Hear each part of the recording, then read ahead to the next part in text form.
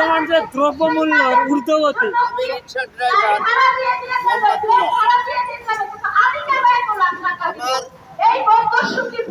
একটাই কথা, দ্রব্যমূল্য নিয়ে বাংলাদেশে এত সিন্ডিকেট কেন? সাধারণ শ্রমিক থেকে, সাধারণ রিক্সাওয়ালা থেকে এবং মধ্যসীমী লোক, এরা তো হিমশিম খেয়ে যাচ্ছে, নুন আনতে পান্তা ফুরায়। কিন্তু ডক্টর ইউনূস সাহেবের কাছে আমি জানতে চাই, আপনি একজন গণ্যমান্য ব্যক্তি, সারা বিশ্বের ভিতরে আপনার একটা নাম আছে, সেটা হলো ডক্টর ইউনূস। কিন্তু আপনার কাছে জানতে চাই যে আমরা বাংলাদেশ থেকে ওই স্বৈরাচার শেখ হাসিনাকে হটাইয়াছি। আমরা মনে করেছিলাম যে এই স্বৈরাচার খুনি যদি বাংলাদেশ থেকে বাগাতে পারি, তাই হয়তো বাংলাদেশে একটা শান্তি ফিরে পাবো। আমরা দিন মজুরি, কৃষক, শ্রমিক, রিক্সাওয়ালা ভাইরা হয়তো দুটো ডাল ভাত খেতে পারবো। কিন্তু এখন দেখি ওই বড় বড় সিন্ডিকেট, বড় বড় ব্যবসা, শেখ হাসিনার যত মন্ত্রী, মিনিস্টার, এমপি, তারা গোডাউনের ভিতরে মাল আটক করে ভরে রেখে আজকে 18 কোটি জনগণকে কেন দেউলিয়ার মধ্যে ভোগ করা হচ্ছে? এটা ডক্টর ইউনূস সাহেবের কাছে, আসিফ নজরুল স্যারের কাছে জানতে চাই। আসিফ নজরুল স্যার, আপনি বলেছিলেন যে সিন্ডিকেটের হাত অনেক শক্তিশালী।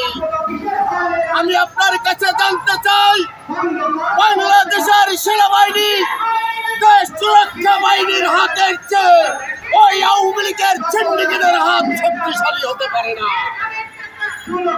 যদি ওই সিন্ডিকেট ভেঙে বাংলাদেশে আপনারা একটা অভিযান চালান, সেই অভিযানে সারা বাংলাদেশে আপনারা দেখিয়ে দেন যে ডক্টর ইউনূস সাহেবের নেতৃত্বে কোন সিন্ডিকেট দেশে থাকবে না। আর একটা কথা বলতে চাই আমি, আপনারা অনেকেই জানেন, অনেকেই দেখেছেন, বহু কিছু দেখেছেন আওয়ামী লীগের শাসন। আমরা এই রকমের শাসন বাংলার মাটিতে আর দেখি না। আমরা দেখেছি আওয়ামী লীগের পক্ষে কথা বললে তাদের নামে কোনো মামলা থাকে না, তাদের নামে কোনো হত্যা হয় না, গুম হয় না। যারা আওয়ামী লীগের বিরুদ্ধে কথা বলে তাদের সন্তানদের গুম করে নেওয়া হয়, তাদের নামে বিভিন্ন রকমের মিথ্যা মামলা দেওয়া হয়, তাদের ঘর থেকে বাইরেতে দেওয়া হয় না।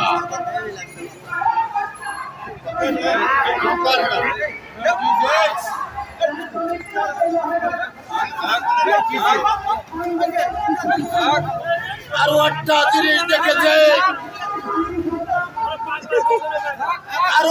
জিনিস দেখেছে, আমরা ওই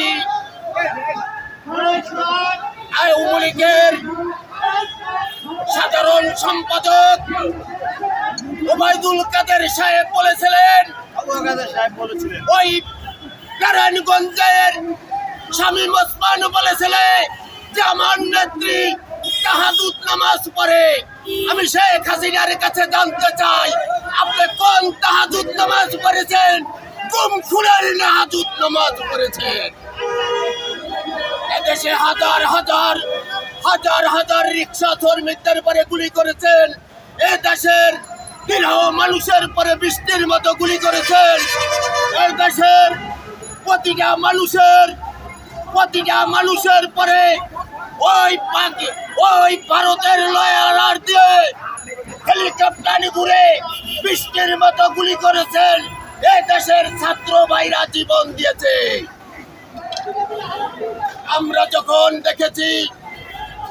আমরা দেখেছি রাস্তায়, অলি গলিতে ওই আওয়ামী লীগের সন্ত্রাসীরা তারা বিভিন্ন রকমের অস্ত্র নিয়ে মহড়া দিয়েছে। আমরা ভয়তে কথা বলতে পারি নাই। আমরা যখন ভোট দিতে গেছিলাম, 2024 সালে একটা নির্বাচন হয়েছে বাংলাদেশে।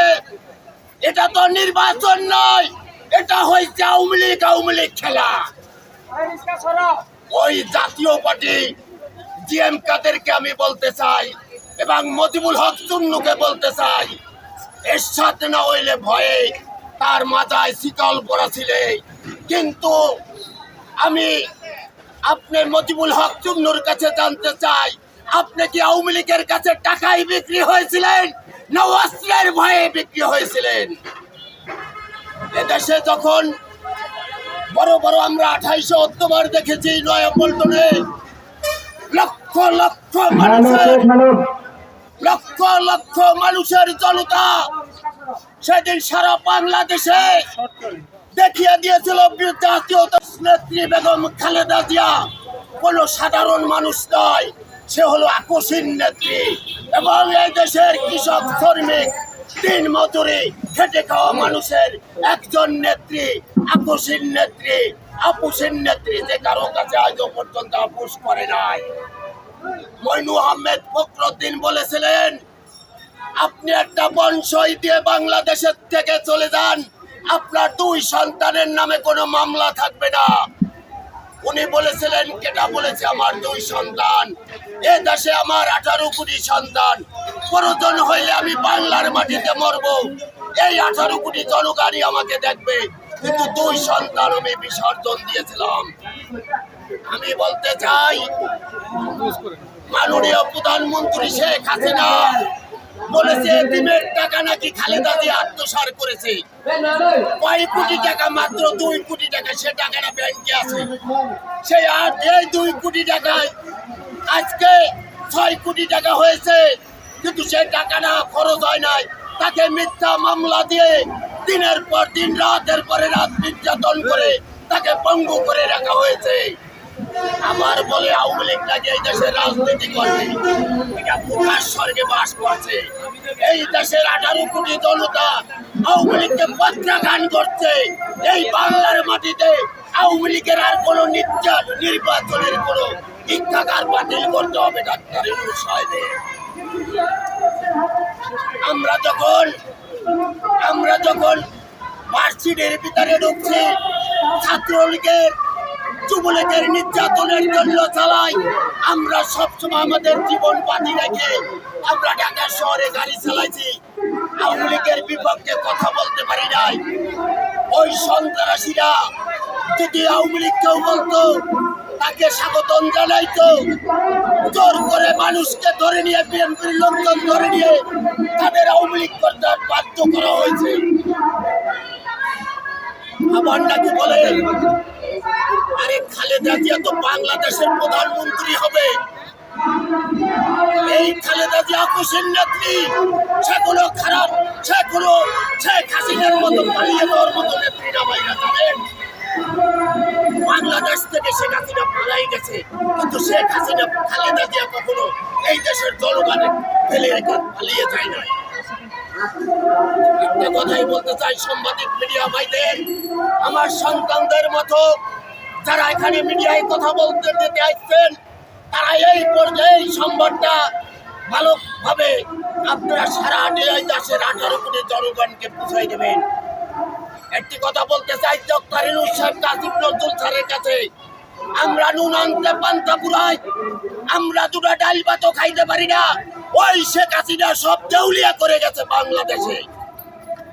আপনারা একটা খবর মনে হয় সপ্তাহখানিক আগে দেখেছেন, ওই শাপলা চত্বরে বাংলাদেশ ব্যাংকের গভর্নর একটা কথা বলেছিল যে বাংলাদেশ ব্যাংক পূরণ করতে হলে ওই বাহির থেকে যারা লুটপাট করে যে টাকা নিয়েছে, 1000 কোটি টাকা, আমরা তা ফিরিয়ে এনে এই দেশের ব্যাংকের পূরণ করব। ওনাকে আমি ধন্যবাদ জানাই।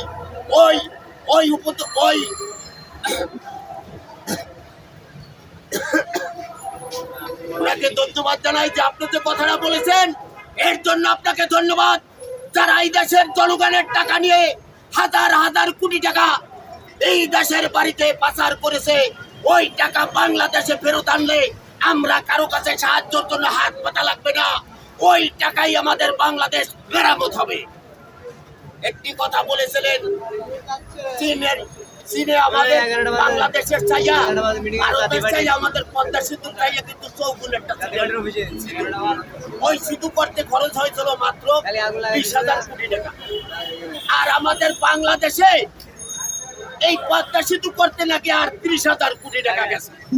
এই 38,000 কোটি টাকা কোন ফান্ডে খরচ করা হয়েছিল? সব আওয়ামী লীগের সন্ত্রাসীদের পকেটের ভিতরে টাকা। জনগণের টাকা তো জনগণের রাস্তায় খরচ হবে, জনগণের জায়গায় খরচ হবে, কিন্তু কোন মন্ত্রী মিনিস্টারের পকেট ভরার জন্য দেশের জনগণের টাকা হতে পারে না। এখন ওবায়দুল কাদের কথায় কথায় বলতে খেলা হবে, শামীম ওসমান বলতে খেলা হবে। আরে তুই এত খেলতে পারো? এই শামীম ওসমান, তুই বোরকা পরিয়ে বলাই যাস কে? তুই তো একটা হিজড়া চাইও খারাপ। তোরে যে মানুষ বলে সে তো অমানুষ। আরে আমি যদি সন্তান হই, আমি যদি ভালো হই, আমার বাপ যদি ভালো হয়, আমার মা যদি ভালো হয়, আমার সন্তান যদি ভালো হয়, তাহলে আমার বাংলাদেশ থেকে বলাইতে হবে, তাও বোরকা পরিয়ে পড়াইতে হবে না। ওবায়দুল কাদের সাহেব বলছিল, মির্জা ফখরুল ইসলাম স্যারকে বলছিল যে ফখরুল, আমার যদি পলাইতে হয় তাহলে আপনার বাড়িতেই পলাবো। আরে বেটা, বড় বড় কথা বলিস, তোর হাড়ে কি শক্তি আছে? তোর হাড়ে তো মনে হয় যে একটা মুরগির যে শক্তি আছে, শক্তিও নাই। তুই খালি কইছো খেলা হবে। আরে কার লগে খেলাবি? তুই সামান্য একটা রিক্সাওয়ালার সাথে খেলাবার মতো ক্ষমতা রাও? একটা রিক্সাওয়ালার সাথে খেলাই দেখটা তুমি মাঠে 9 মিনিট দেখতে পারো? একটা রিক্সাওয়ালা, আমি যদি মনে করি তোর লাগে খেলাইতে গেলে আমি নর্মাল 15 মিনিট তোর লাগে ঠিক আছে। এবার ওবায়দুল কাদের সাহেব বলছিল, ওবায়দুল কাদের বাংলা আওয়ামী লীগের নেতা কর্মী বাংলাদেশ থেকে পলায় না, এরা পলানোর দল না। আরে তোরা তো সব দেউলিয়া করছা, ওই এই দেশের 18 কোটি মানুষের পরে দায়বদ্ধ সব বার করিয়ে গেছে। তোরা ব্যাংক খাইছো, হলমার্ক খাইছো, শেয়ার বাজার খাইছো। তুই শেখ হাসিনার ছেলে সচিবদের দয়, ও 13টা বাড়ির মালিক কোথা থেকে হইলো? ও কি কোনো চাকরি করে? ওর কোনো ব্যবসা আছে? ও হাজার হাজার কোটি টাকা কোথা থেকে আমেরিকার বাড়িতে আত্মসাৎ করে নিল। আর এই দেশের ছাত্ররা যখন রাস্তায় বাইরেছে, ছাত্রকে বুকের পরে তাজা তাজা রক্ত দেশে এই দেশের ছাত্ররা বড় কথা বলবে না, বড় কথা বলবি তোরা। পুরাই দেশের কেনা আমরা সাধারণ ছাত্রদের সাথে ছিলাম, থাকবো, প্রয়োজন হইলে জীবন দেবো, তবু এই বাংলার মাটিতে আর আওয়ামী লীগ আমরা দেখতেছি। আচ্ছা, ঠিক আছে, অনেক দিচ্ছে, অনেক বড় দিচ্ছে।